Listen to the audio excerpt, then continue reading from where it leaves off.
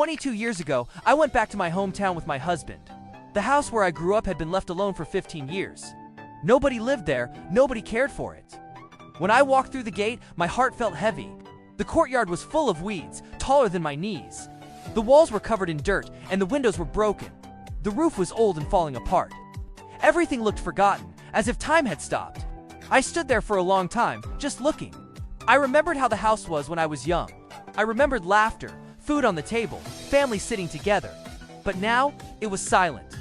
Only the sound of the wind moved through the empty place. It felt like the house was waiting for someone to come back, waiting for someone to care. I turned to my husband and said, "Let's fix it. Let's bring it back to life."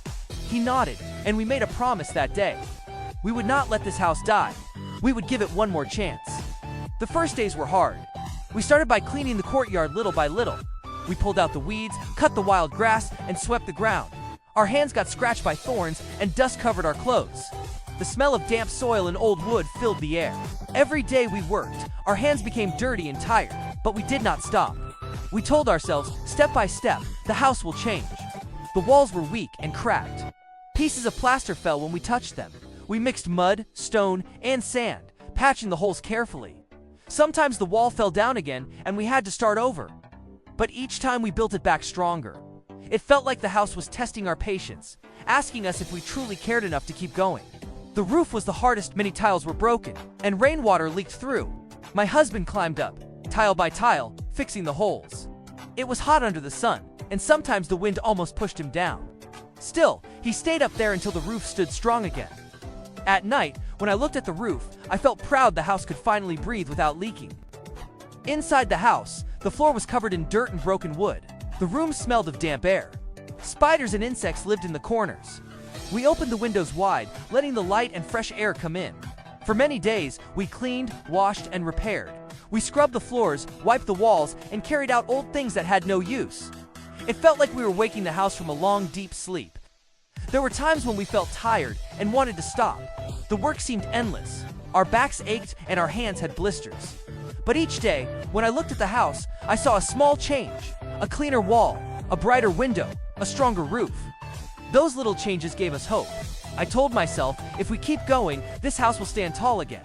Slowly, the house began to change. The courtyard became open and clean again. The walls stood tall, white and fresh. The roof kept out the rain. The rooms inside felt warm and safe. Step by step, the old abandoned house was becoming a home once more. We even planted flowers near the gate, and their bright colors made the house smile again. It took us one full year. Day after day, month after month, we worked with our hands and our hearts. Every season brought a new challenge. In summer, we worked under the hot sun. In winter, our hands were numb with cold.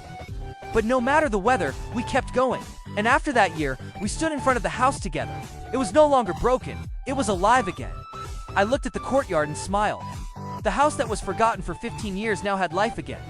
It was simple, but it was strong. It carried our effort, our sweat, and our love. Now, whenever I walk into the courtyard, I feel peace. The house is no longer silent. It speaks with the sound of wind in the trees, with the steps of people moving inside, with the warmth of family once again. Sometimes I sit at the doorway, drinking tea, and I think about how far this house has come. The walls whisper stories of the past, and the windows shine with hope for the future. This house taught me something. Even when something is broken, even when it is left alone for many years, if you give it care and patience, it can live again. Just like people, houses also carry memories, and they wait for someone to believe in them. And so, 22 years ago today, we started a journey. We turned an abandoned house into a home once more. And every time I see it, I feel proud. This place is more than just bricks and wood. It is a story of love, patience, and new beginnings.